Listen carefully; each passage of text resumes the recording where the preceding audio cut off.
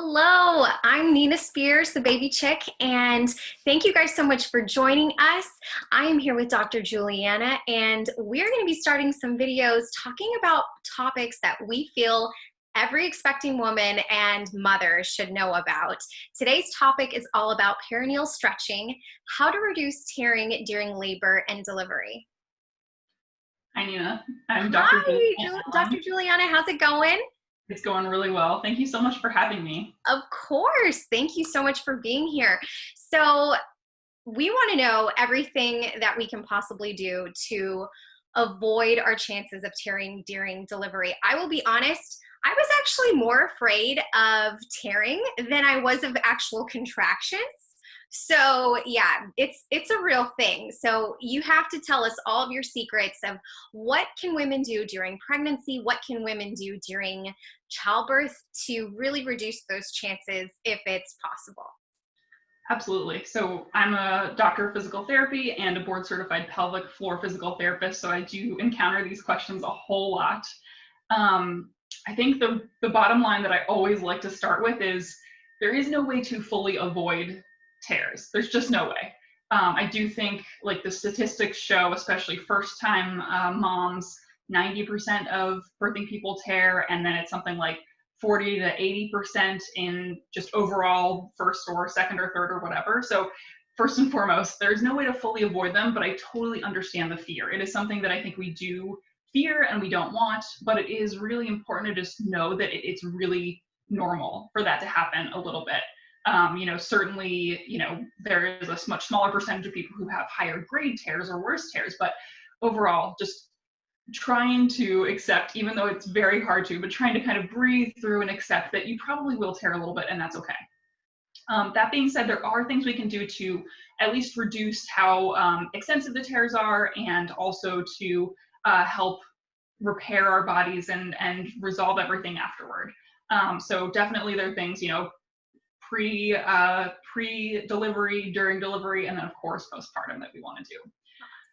It's important to know about the tears and about everything that kind of happens to your body. So there are tears that are different grades. Grade 1 is a little bit just through the skin, the mucosa. Grade 2 is a little farther into the superficial muscles, but there's a huge variety of what a grade 2 tear is. And then grade 3 and grade 4 go all the way down into the external and then internal anal sphincter. And those types of tears often do require surgical repair, which is exactly what should happen. That being said, there are so many things we can do to help reduce the incidence of tearing, even if in all likelihood you probably will tear a little bit, and that's okay. So one of the things that I really love talking about is how much the pelvic floor stretches and distends. So do you mind if I get my pelvic model out? Please do. Love demonstrations. This is my lovely pelvis. So the muscles in the pelvic floor can stretch 3 times their normal size in order to allow a baby to exit. And the nerves themselves that help innervate the pelvic floor stretch something like 35%. So in a normal situation without all the hormones of birth, that would definitely result in like a major injury. But luckily we have all these wonderful hormones that are going on that are helping us push everything out, that oftentimes we don't get serious injuries. It's just a little bit of tearing, which is totally different from like a normal circumstance. If you normally stretch a nerve 35%, oof, that nerve is not going to be happy. But it's just amazing that during birth, these things can stretch so much and have absolutely minimal impact. Even though obviously any tearing is something, it's just not as extensive as it would be without all the hormones. So one of the things that I do like to think about is perineal stretching. So, this area here, so can I go over the anatomy? The clitoris, urethra where urine comes out, the vagina, and then the vulva around it. The perineum is this area between the front and the back here, and then this is the anus. So perineal stretching, or kind of stretching this whole area, is something that has at least some efficacy, some impact on reducing tearing. Now, the studies, first and foremost, of course, there are not very many studies because we're talking about women's bodies and women's health, so it's both hard to do that and also just not very well done. But also, we just don't know. So there's like, I think 6 to 9% reduction in how significant tears are with perineal stretching. So at about 34 to 36 weeks, somewhere in there, we start encouraging people to stretch this area out so that it's more distensible. I really love metaphors. So my favorite metaphor for this is, if I told you right now, get into the splits, would you be able to do that? You know, unless you're a gymnast, probably not. But if I said in 6 weeks, show me the splits, you could probably get there or get pretty close, right? We need to prepare our bodies for birth. So, you know, instead of just kind of waiting till the day of and saying, okay, what can I do today? I say, okay, it's 34 weeks, start doing some perineal stretching. Now, I say all this knowing full well that not everyone is comfortable touching their body and with their parts, but I really encourage body literacy. So if you can start kind of getting a mirror and looking at that area, it can be really helpful for just you understanding what's going to happen and why, and also knowing how amazing your body is. You know, even if you do get some, you know, tears in the perineum here, just, it's going to be so amazing that your body's just going to heal that. It's great. So at that 34 to 36 week mark, I tend to recommend some perineal stretching most days. How you do that is you, of course, wash your hands, because we're going to touch down there. Make sure that your nails are short. If they're not, please trim them. You know, if you must have your lovely nails, I respect that. Get some gloves. And so wash your hands, put on your gloves, and you want to get some lubricant. So I'm a big fan of lubricant. Some people really like coconut oil or vitamin E. I'm a big fan of like what we know is kind of FDA approved for that area. So I'm a big fan of getting a nice water-based lubricant. My favorite personally is Slippery Stuff, partially because it's just so funny to say. I've said that before and everybody's like, what? Slippery Stuff. And I'm like, no, not what are its qualities? What's its name? Nope, that's its name, Slippery Stuff. And that's my favorite, but you can use whatever feels okay on your body there. Just make sure it's kind of a really nice one. Some of the lubricants that are water-based have like glycerin in them, and I'm really not a fan of that. That can dry tissues out, especially with repeated use. So make sure you know what you're putting there. You know, Femglide is good, Astroglide if you're gonna go to the drugstore. But so wash your hands, make sure your nails are short, apply some lubricant to your fingers. You probably want to be reclined on your bed, but people have done it in other positions too, the bath. You know, standing up if you really would like, you know, in the Captain Morgan position with one, you know, leg up on something. But lubricant, I like to start with just one finger. So you put some lubricant on your thumb, you're going to insert your thumb, and then you're just going to start by stretching downward. And you definitely want to do a gentle stretch. This shouldn't be like yanking as hard as you can. Certainly if you have any open lesions there, herpes or other things, you don't want to do that then, but otherwise, you know, put some lubricant, insert your thumb, stretch straight down, hold that stretch, and give yourself a couple minutes. It should feel a little uncomfortable. You know, I'm a physical therapist. I'm often getting people out of pain, but this is not going to feel comfortable. It shouldn't hurt, but if it feels like stretching or a little bit of just kind of that light burn of like pulling apart, that's okay. So 1 to 2 minutes down here, and then the next thing I like to do is use both hands. So, you know, clearly you want to have had both hands washed, and then insert both thumbs like this, and you're going to go kind of down and away in both directions at once, because that's going to introduce more distensibility, more stretch in the area so that you can do the splits, or in this case, you can push out a baby that is much larger than the normal size of the vaginal opening. So same thing, 1 to 2 minutes or so. I forgot to say, some people really like to get a warm washcloth beforehand and just place it here just to kind of make everything nice and kind of soft and comfortable, or take a warm bath beforehand, but you don't have to do that. So do the straight down, side to side. I also like to do a smiley face or a U shape where your one thumb is inserted and you're going down like this, because up here is where our pubic bones are and our clitoris and urethra. This isn't moving, this is bone. You know, this can separate a little bit, but not a lot. Here is where we're going to get all of, or most of the distension that we need, the opening to let the baby out. So you really want to be stretching down and away, not like up, because up isn't going anywhere. And also doesn't feel good because your urethra was right there. Probably not very fun. So you're going to do that U-shaped motion, and then you're going to repeat whatever motions you feel like were the best. But those three things are the main things I like to do, is straight down, either with one thumb to both sides or with both thumbs to the sides, U-shape. I would say it should take, you know, between 2 to 5 minutes or so, depending on the day and how much time you have and how you feel that day. You know, and then you just go on to the next day. You say, okay, nope, wash my hands, you know, clean up the lubricant. You might want to do it over a towel because it can get a little messy. And then you just pick up the next day. So Awesome. that's the first thing that I really like to encourage people to do. I have to say, not everybody does it because a lot of us are not super comfy touching those areas, but I highly recommend you do it. And that's really helpful to know. As a doula, I have been recommending my clients to do that in preparation for childbirth. So it's nice to know that a physical therapist is also saying, yes, indeed, this can help. And I will say that when you're pregnant, it can be very difficult to reach all the way around there. So I normally also recommend partners to Mhm. help with Oh, that. So no, this isn't the sexy time, but it is something that can really help in the long run. And I know it can be a little uncomfortable because, it's not the sexy time. It's really a close and intimate time. But if you're finding it difficult to really kind of curl around that belly and reach down there, that's when your partner can really step in. absolutely. Yeah. I mean, and that's why I love like lots of pillows by your headboard or wherever, if that helps, but certainly, by 34, 36, 37 weeks, you just may not be able to reach that and it may be much more comfortable with a partner. So I think that's a really fantastic idea, Nina. Yes, awesome. And another thing I want to get your feedback, Dr. Juliana, about this is the EpiNo. So for all of you that haven't heard about this product, it's not cleared here by the FDA in the United States, so it's not available. But of course, being a birth worker, I've heard about all kinds of really cool products that are available around the world. And one of them is called the EpiNo.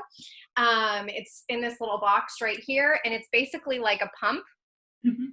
And what you do instead, if you are not able to reach your perineum, don't feel comfortable with your partner doing it, this could be a tool that could be helpful. And basically, you insert it into your vagina, you pump it up, and you pump it to a point where you're not in pain. Like, it shouldn't be comfortable. Obviously, you're not opening it enough. You want to get to the full 10 centimeters one day, not the first day, but work your way up there, and then you can push it out. And so I actually did this during my pregnancy, and I found it to be very helpful. I only got a very small 1-degree tear, and I pushed for 3 hours with my 8-pound 6-ounce son.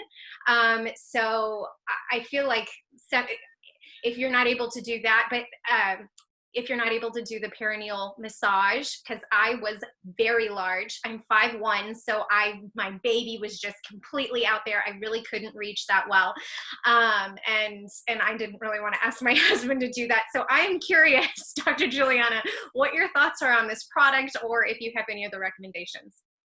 Yeah, so I can't say that I know a whole lot about it. Certainly, it is exactly the same principles as what I was just saying. It's the same thing. It's graded stretching. It's helping slowly distend the area, slowly help it stretch more than it's used to, so that when you get to the big stretch of actually pushing out a baby, that it's much more used to the tissue. So in principle, I think it's awesome because it's the same thing, but it allows you to do that without you having to touch that area or potentially have the uncomfortable conversation with a partner about the area. So I love that part of it. I just don't have a lot of actual experience with it because it's not FDA approved, but certainly anecdotally, I've heard great things about it, that it has really helped people. As a side note, I've also heard the EpiNo helping people when we work with pain with intercourse, because that's one of my specialties, is working with people with pain with intercourse, and sometimes just that graded stretch, not to actually get anything bigger in the case of pain with intercourse, but to just desensitize the area to touch. I think it has a lot of potential. Ah, that's awesome. Okay, that's reassuring to know from another doctor hearing that, because yes, I know that it's, like I said, it's not available in the United States. I actually had one of the doulas that was working for me at my doula agency. She was going to Israel, so I made her buy like 7 of them. So that's why I have an extra one just hanging out. So yeah, that's why I was curious about your thoughts. So that's reassuring to know that basically the same principles of helping stretch, preparing that part of your body, that sort of thing. So now that we know that we can do that during pregnancy to help with our perineal stretching and reduce our amount of tearing during labor and delivery, what are the things that women should they be thinking about when they are pushing, or when they're about to push? What are the things that they need to keep in mind?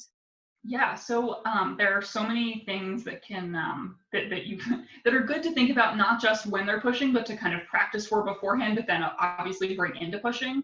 You know, the first one is knowing how to actually move your pelvic floor muscles correctly. Like there's so much of an emphasis on Kegels, and while having a strong pelvic floor actually is somewhat correlated to potentially shorter delivery times, weak evidence as always, because it's hard to, you can't do a study that like starts and stops and makes people do a thing, but um, that, so strong pelvic floor muscles are great, but you also need to know how to open them. So practicing, pushing out the epino, or practicing pushing down and open and allowing your muscles to not just relax passively, but learning pelvic floor muscle relaxation where you're pushing down and open, kind of like letting out a bowel movement, because it's really all the same muscles. Back to my pelvic model here, we do have, external sphincters for all of these things, but if we look deeper, these muscles, the pelvic floor muscles, they're the same muscles for every single opening you have. So it's not like you can practice, pushing out the back without helping open up every area.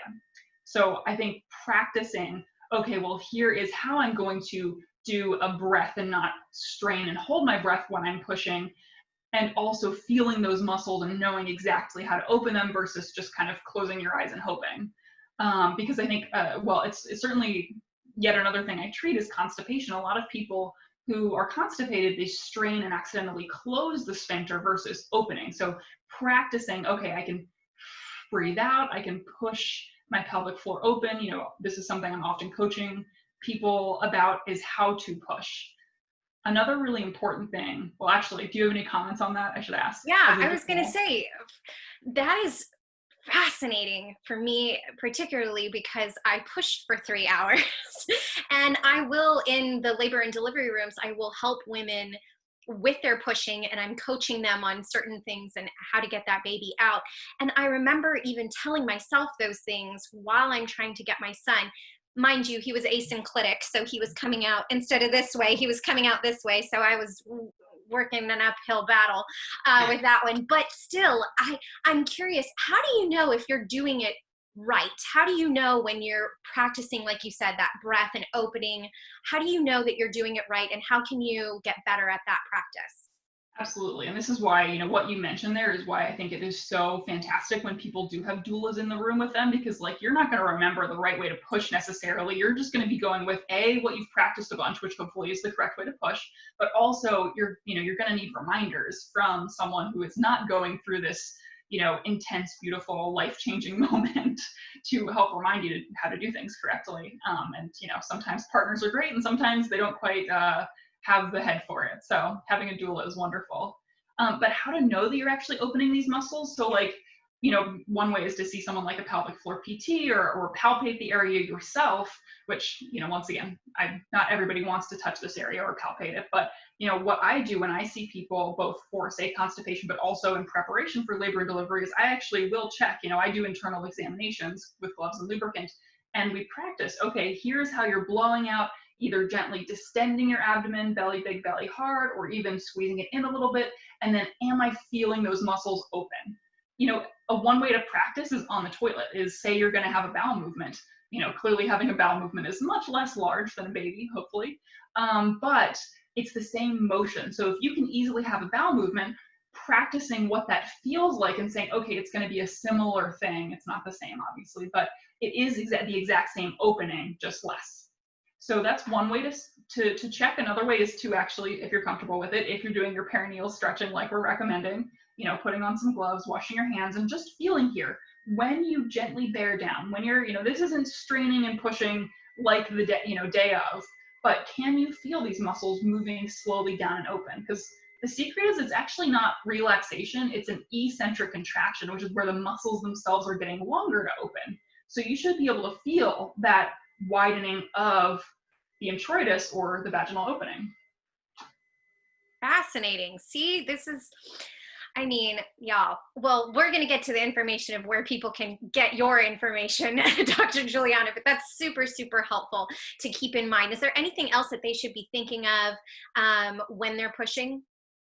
Yeah, absolutely. So in terms of when you're pushing, it's really important to figure out what positions you're going to be in. Clearly, not everybody has 100% choice on that. Say you get an epidural, that's probably going to limit what you can do. But practicing pushing and practicing that pelvic floor muscle relaxation in positions that you might want to birth in is really helpful. And then also just looking at those positions, because I can't tell you, and I'm sure you have the same experience, but I can't tell you how many, people I've talked to that just don't know that there's an option other than, say, laying on your back, which, if that's how you deliver it, that's fine. But there are other options that can provide some benefit. So for instance, I'm going to show you with the pelvis here. So if we're laying on our back, then our coccyx here, the tailbone, can be a little bit restricted depending on the bed. But if you're laying on your side like this, then the tailbone itself can actually open up a little bit more. It's not being restricted. So say getting in a sideline position, maybe practicing if you get your partner, husband, whoever, to lift your top leg and practice that opening in that position, and then planning on maybe trying that day up, saying, okay, well, if I have to lay on my back, fine, but can I try pushing when I'm laying on my side? Can I try pushing when I'm on my hands and knees, all fours like this? Because once again, the coccyx isn't going to be restricted. So that's another great place to at least practice pushing and then maybe try to deliver in, is hands and knees, maybe with a ball supporting you. So positioning can really matter. Something that I feel like I have to mention, because every single person asks me about it, is squatting. So squatting is we think of it as kind of the natural way to go. However, I'm not a big fan of it personally, and I know that everybody is different, so if you want to squat, you squat. But because we in our Western society don't squat a lot, it's really hard for us to do something as intense as give birth in a position we just aren't used to. So if you're supported by water, or you have, enough support maybe, but if you're holding yourself up in a squat, but that's not where you can spend an hour just sitting daily, then it may not be the best position for you. And it's also correlated with the highest degree of perineal tears. So I'm just not a big fan of squatting because of that. But if that's something you are like, I am going to give birth in squatting, then I suggest starting now. Just like the splits metaphor, just like perineal massage, start soon, get yourself comfy in those positions. Because if you want to be there for, X amount of time when you're, not just hanging out, but pushing out a baby, you probably want to be prepared and have your, your leg muscles and your core muscles be strong enough to support you in that position. That is a fantastic tip. I love that, because you're so right, especially with women who are hoping to have an unmedicated birth, because obviously if you're having an epidural, you will not have the option to push in a squatting position. You could potentially push on your hands and knees. Not every doctor will allow this with an epidural, because they don't feel, obviously a nurse and your partner needs to be on either side of you, and you need to be supported probably on a birthing ball. And some people don't feel that comfortable with mom potentially moving. But right. I have had some doctors be completely okay with it, but some doctors aren't okay with it just because they don't have as much experience catching a baby in that type of position. So they do prefer on your side or on your back. So that's something for sure to discuss with your doctor during your prenatal visits, of what positions that they feel are available to you, whether you have an epidural or you don't. So, but that's fantastic information, Dr. Julianna, because that really, practice is so much really a part of it. Thinking that, oh, it's just natural and my body will just miraculously happen. Well, maybe it will, but maybe it won't. It's kind of like breastfeeding. Maybe it'll be just baby will latch and everything's perfect, but a lot of times it's a learned thing. It's a practice thing. So I love hearing that information from you. I so agree with everything you said there. I think it's just hard to kind of understand how different some of these things are from, before and after, and from, not having ever breastfed a child to breastfeeding a child. And there's just such a learning curve, and you need so much expert information sometimes to, help it go exactly right, or as best as it can, because there's no exactly right, is there? But that's one of the reasons I love side lying, is because even if you have an epidural, as long as someone like your partner can be supporting your upper leg, or, if it can be, in a sling or something, then, you can birth having an epidural in the side lying position. But you're exactly right. It's so important to talk to your provider, whether it's a physician or a midwife or whomever you're delivering with, to figure out what they're going to be comfortable with beforehand, and not kind of spring it in the delivery room saying, oh, just FYI, this is what I want to do.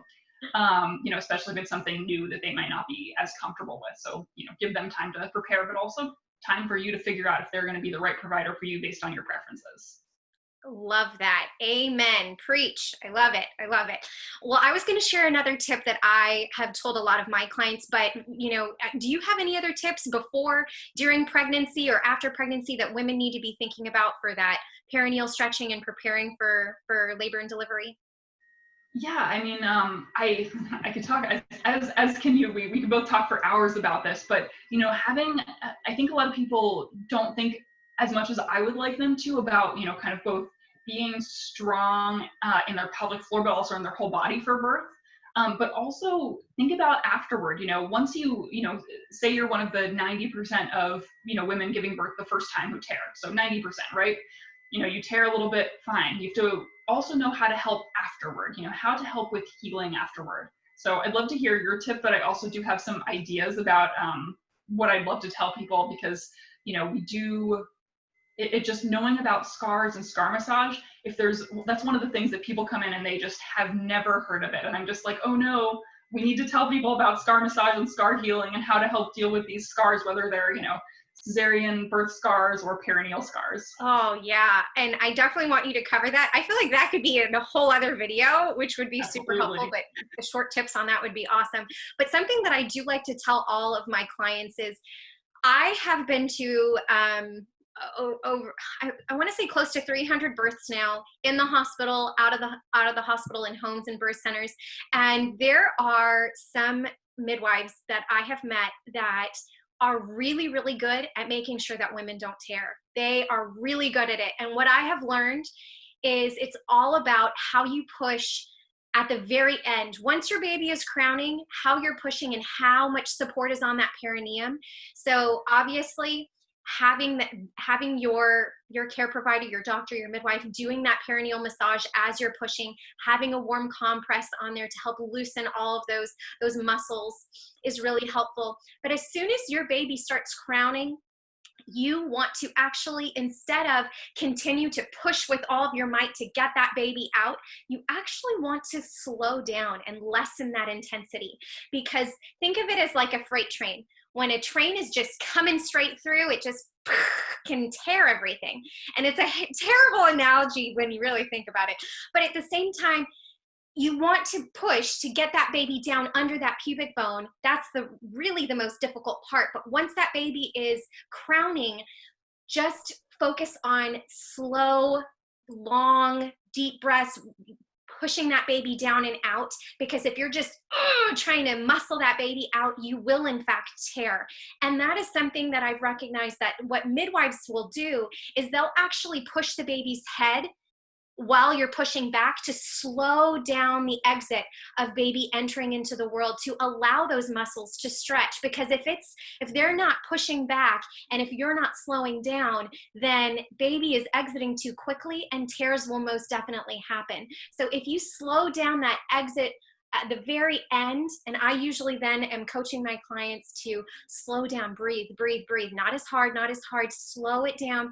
The tissues are able to stretch along with your baby. And I've had many women not tear when we actually use that practice at the very end of delivery. So that is something that I will keep in mind, that yes, push, get that baby down under that pubic bone, but as soon as baby's about to exit, slow things down, let your tissues stretch, give it that time, and you may still tear, but it will be a significant less amount compared to just pushing with all of your might at the end. So that is my tip that I had to share. That is so true. So I'm not, ever in delivery rooms, because that's not my sort of role in all of this, but that's a really fantastic way to think about tissue, like soft tissue, what our body is made up of. If we prolong the load, if the load is like a little bit less, but goes on for a longer time, our tissues, our skin and our muscle can stretch better, versus something really fast that just tears. So that's a really great tip that, I honestly hadn't really thought about, because I'm just, so much more used to coaching people on how to open the muscles, but not necessarily with all of, exactly the, minutia of different stages. So that's a really fantastic thing. And I'm really glad I learned that today. Oh, good. Yeah, no, and that's the thing. Everyone's just focused on counting to 10, 1, 2, 3, push, push, push, hard, hard, hard, harder. And that's how things tear. But if you are able to get that baby down and out, and then at the very end, slow down and breathe. Oh man, I've had so many intact perineums after that. And I now am just a big fan. And that's why I love that you agreed that doing the perineal massage beforehand, working on how to push. I'm definitely going to be chatting more with you on that, Dr. Julianna. I need to learn all the tricks, and then really slowing down at the end can be so helpful. So do you have any final like recommendations or tips that you want to kind of end our discussion with today? Absolutely. So, I think the overview is, do think about what you need to prepare versus thinking it's all kind of exactly what you said, like it's all natural. Like, no, we need to prepare our bodies for these things. So if this is something I want to do, I need to prepare my perineum. I need to prepare my body for whatever position I'm going to prefer to birth in. I need to talk to my providers about that. And then I guess as maybe a teaser for a future episode, it's important to, give yourself that 6 to 8 weeks to heal if you do tear. But after that, it's really important to start touching those scars, because it is, and let me tell you, this is, I think, where I spend the most time trying to convince people to do something like that they don't want to do, but touching those scars can really help you with, not having pain with sex and enabling your perineum to be able to stretch well again, because scar tissue just doesn't stretch as well. And the other thing that we didn't talk about today, but learn how to, and in terms of the preparation, learn how to make sure that you know how to go to the bathroom right if you do tear. And even if you don't, everything down there is going to be sore. Even if you give birth by a cesarean, everything down there is probably going to be sore, especially if you got to push it all. So being prepared to know how to have that first bowel movement, how to urinate, knowing that the nurse is going to come in with you, and having the peri bottle ready and the witch hazel pads, like, learn to prepare so you can manage your pain, because if your pain is managed and you're happy, you're going to be so much better able to connect with your baby. I love that. Oh, thank you so much, Dr. Julianna. So where can everyone find you for more information? And if they're not in your area, where can they find a pelvic floor therapist to help them? Absolutely. So you can find me on my website, embraceptwellness.com. You can also find me on Instagram and get every other information there at Embrace Pelvic PT. Now, if you are looking for a pelvic floor therapist, I'm in Massachusetts and I'm working on my New Hampshire license.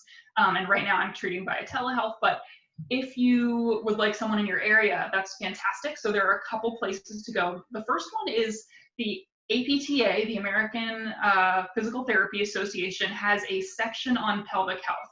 Or no, sorry, the Academy of Pelvic Health. They just changed their name. But they have a way to look up providers. So the Academy of Pelvic Health, APTA, you can just Google it and it's really easy to find their search.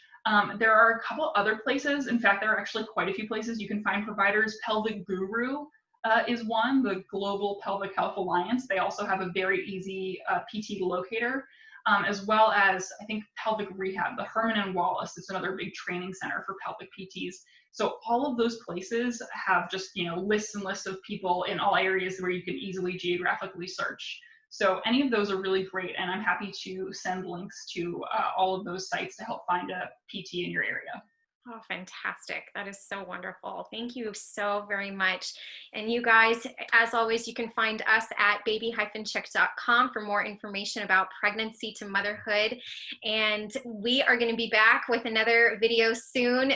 Thank you again, Dr. Julianna. This is so helpful. I feel like more women need to know about all of this during pregnancy and new motherhood. So thank you again. You are so welcome. Thank you so much for having me, and keep doing the fantastic work you're doing, educating people and supporting them. Thank you. Thank you. All right, guys, we'll see you at the next episode. Bye. Bye.